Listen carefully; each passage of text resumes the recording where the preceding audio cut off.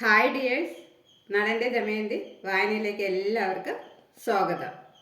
ഈ ബുക്ക് എഴുതിയിരിക്കുന്നത് ആനന്ദ നീലകണ്ഠൻ, ട്രാൻസ്ലേറ്റ് ചെയ്തിരിക്കുന്നത് പ്രിയരാജ് ഗോവിന്ദരാജ്. ഇനി ഇന്നത്തെ വായനയിലേക്ക്. ഞാൻ എന്നെ തന്നെ പണയപ്പെടുത്തുന്നു. പുഷ്കരൻ മുന്നോട്ട് വന്നു. ദമയന്തി ആശ്വാസത്തിൻ്റെ നെടുവേർപ്പെട്ടു. അവൻ വിജയിച്ചെങ്കിൽ എന്ന് ഞാൻ ആഗ്രഹിക്കുന്നു, അവൾ പറഞ്ഞു. അവൻ തോൽക്കട്ടെ ദേവി, ശബ്ദം ഇടറിക്കൊണ്ട് ഹേമാങ്കൻ പറഞ്ഞു. നളൻ തൻ്റെ സഹോദരനെ ആലിംഗനം ചെയ്തു. പകിടത്തട്ടിനു മുന്നിൽ പുഷ്കരൻ സ്ഥാനം പിടിച്ചു. പകിടകൾ ഉരുളാൻ തുടങ്ങി. ഹേമാങ്കൻ മുൻകൂട്ടി കണ്ടതുപോലെ പുഷ്കരൻ വിജയിക്കാൻ തുടങ്ങി. ആദ്യം അവൻ കുതിരകളെയും പിന്നെ ആനകളെയും തുടർന്ന് രഥങ്ങളെയും ജയിച്ചു. എട്ടാമത്തെ കളിയിൽ അവൻ രാജ്യവും നളൻ്റെ എല്ലാ സ്വകാര്യ സ്വത്തുക്കളും തിരിച്ചു നേടി. ഒടുവിൽ അവൻ കൊച്ചു പെൺകുട്ടിയെയും വീണ്ടെടുത്ത് സ്നേഹവതിയായ ആ അമ്മയുടെ കൈകളിൽ ഏൽപ്പിച്ചു. ഓരോ വിജയത്തിലും ആഹ്ലാദ പ്രകടനം നടത്തി ജനക്കൂട്ടം പുഷ്കരനെ വാഴ്ത്തി. അങ്ങനെ ഒടുവിൽ പുഷ്കരൻ നളനെ തിരിച്ചു പിടിച്ചു. നിഷാദരുടെ രാജാവേ, നീ ഭാഗ്യവാനാണ്, നീ വിജയിച്ചിരിക്കുന്നു. ദ്വാപരൻ പുഷ്കരന് മുന്നിൽ വണങ്ങി. നളൻ ദമയന്തിയെ ആലിംഗനം ചെയ്യാൻ തിരിഞ്ഞു. എൻ്റെ സഹോദരൻ വിജയിച്ചു, ഞങ്ങളെല്ലാം തിരിച്ചു പിടിച്ചു. ദമയന്തി തൻ്റെ ഭർത്താവിനെ തിരികെ ആലിംഗനം ചെയ്യാതെ ശില പോലെ നിന്നു. അവൾ കണ്ണെടുക്കാതെ ഭർത്തൃ സഹോദരനെ നോക്കി. പുഷ്കരൻ, നിഷാദരുടെ രാജാവ്, അവനെ തന്നെ നോക്കിക്കൊണ്ട് അവൾ പറഞ്ഞു.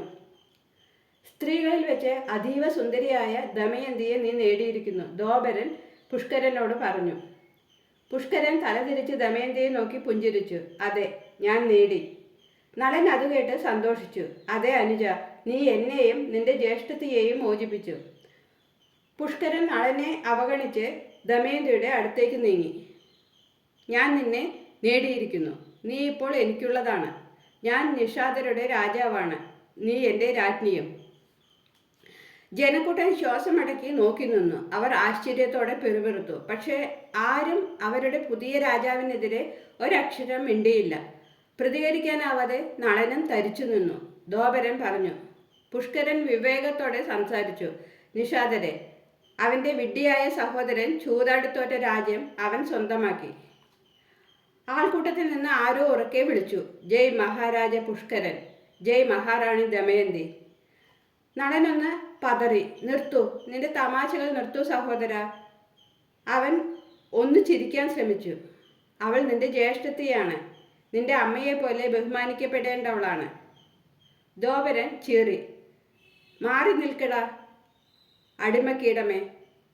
ദമയന്തി അവളുടെ ഭർത്തൃ സഹോദരനെ രൂക്ഷമായി നോക്കിക്കൊണ്ട് അചഞ്ചലയായി നിന്നു.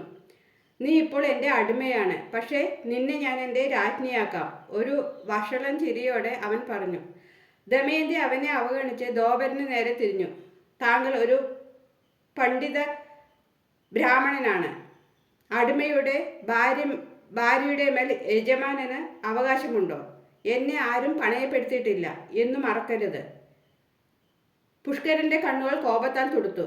നിന്റെ ഭർത്താവ് എൻ്റെ അടിമയാണ്, അതുകൊണ്ട് തന്നെ നീയും നിന്നോട് എനിക്കിഷ്ടമുള്ളതെന്തും ചെയ്യാം. ദമയന്തി അവനെ അവഗണിച്ചുകൊണ്ട് ദ്വാപരൻ്റെ മറുപടിക്കായി കാത്തുനിന്നു. ഉത്തരം എന്തായിരിക്കുമെന്ന് ഹേമാങ്കന് അറിയാമായിരുന്നു. ദ്വാപരൻ കണ്ണുകൾ അടച്ചുകൊണ്ട് തൻ്റെ കൈവെള്ളയിലിരുന്ന പകിടുകൾ കുലുക്കി. ഇത് ഉത്തരം പറയാൻ പ്രയാസമുള്ള ചോദ്യമാണ്. ധർമ്മശാസ്ത്രങ്ങൾക്ക് പോലും ഇതിന് ഉത്തരമുണ്ടാവില്ല. നാശം പിടിക്കാനുള്ള ഓരോരോ ധർമ്മശാസ്ത്രങ്ങൾ. പുഷ്കരൻ അക്ഷമനായി. ദമയന്തി എൻ്റേതാണ്. ദ്വാപരൻ ജനക്കൂട്ടത്തിനു നേരെ തൻ്റെ കൈപ്പത്തി ഉയർത്തി നിശബ്ദരാകാൻ ആഹ്വാനം ചെയ്തു. എന്നിട്ട് പകിടകൾ ഒരുമിച്ച് ചേർത്ത് കുലുക്കി.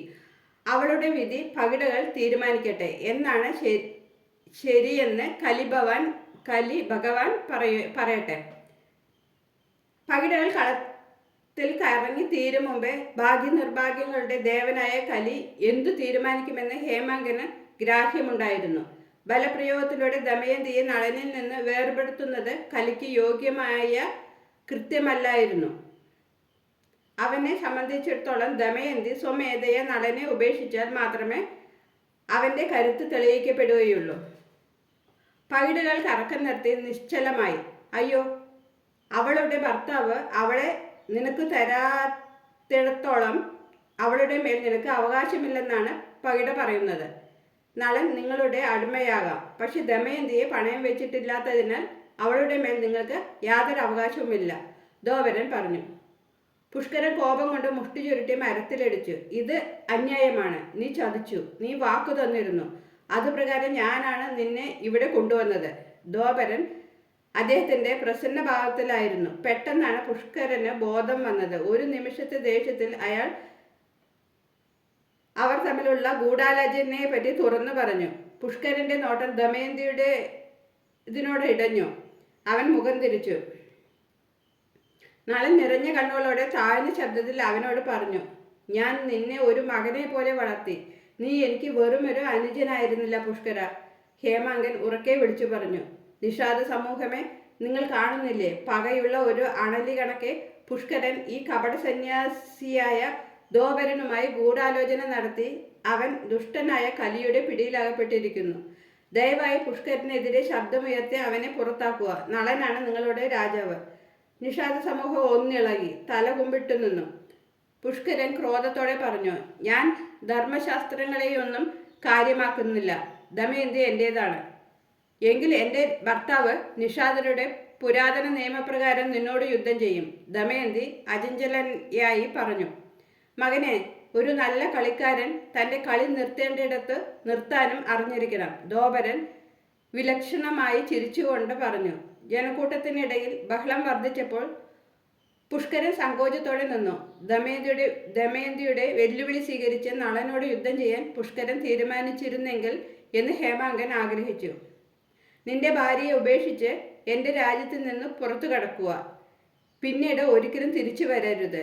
ഈ രാജ്യം ഇപ്പോൾ എൻ്റേതാണ്. പുഷ്കരൻ ചീറി. നളൻ തർക്കിക്കാൻ മുതിർന്നപ്പോൾ ദമയന്തി അദ്ദേഹത്തിൻ്റെ കൈത്തണ്ടിയിൽ പിടിച്ച്, നമുക്ക് ഈ ശപിക്കപ്പെട്ട രാജ്യത്തു നിന്ന് പോകാം.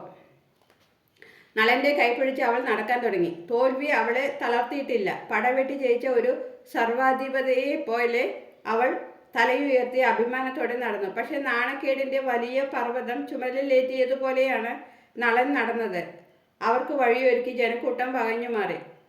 കോപാകുലനും നിരാശനുമായ ഹേമാങ്കൻ പുഷ്കരനു നേരെ അധിക്ഷേപം ചൊരിയുമ്പോൾ പുതിയ രാജാവ് കൈകൊട്ടി അവനെ വിളിച്ചു.